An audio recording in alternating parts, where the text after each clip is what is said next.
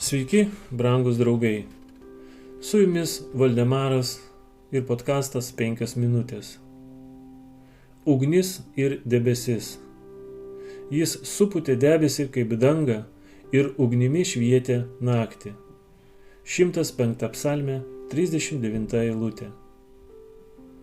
Dieną Viešpats, rodydamas kelią, ėjo pirma jų debesies stulpu, o naktį ugnies stulpu, teikdamas šviesos, kad jie galėtų keliauti dieną ir naktį.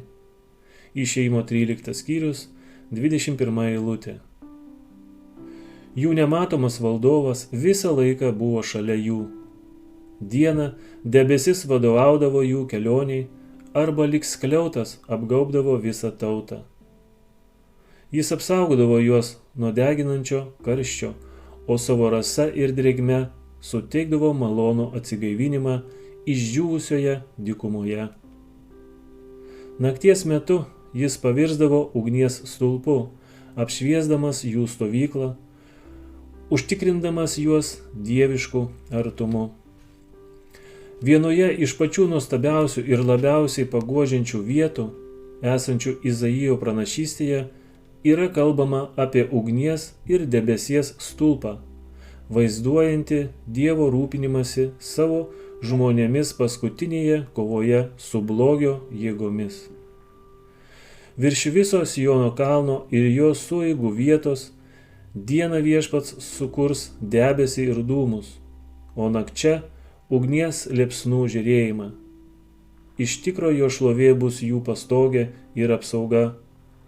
Paunksmė dieną nuo kepinančios kaitros, prieglauda ir priedanga nuo audros ir lietaus.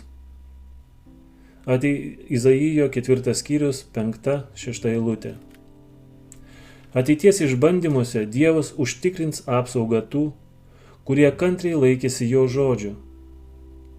Kristus šiems ištikimiesiems sako: kelkis mano tauta, eik į savo kambarius ir užsklesk paskui save duris. Valandėlę patūnok, kol praeis pyktis. Izaijo 26 skyrius 20 eilutė. Liūtas ir Judas. Toks siaubingas, atmetusiems jo malonę, paklusniesiems ir ištikimiesiems bus Dievo avinėliu. Debesies stulpas, kalbantis apie kerštą ir pyktį Dievo įstatymo laužytojams, yra šviesa, malonė bei išsigelbėjimas tiems, kurie laikosi jo įsakymų.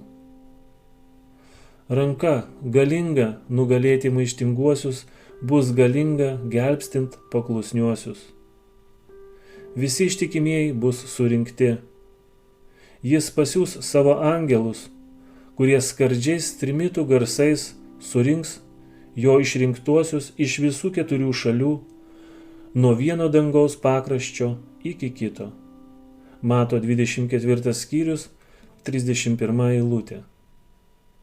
Su jumis buvo Valdemaras ir podkastas 5 minutės.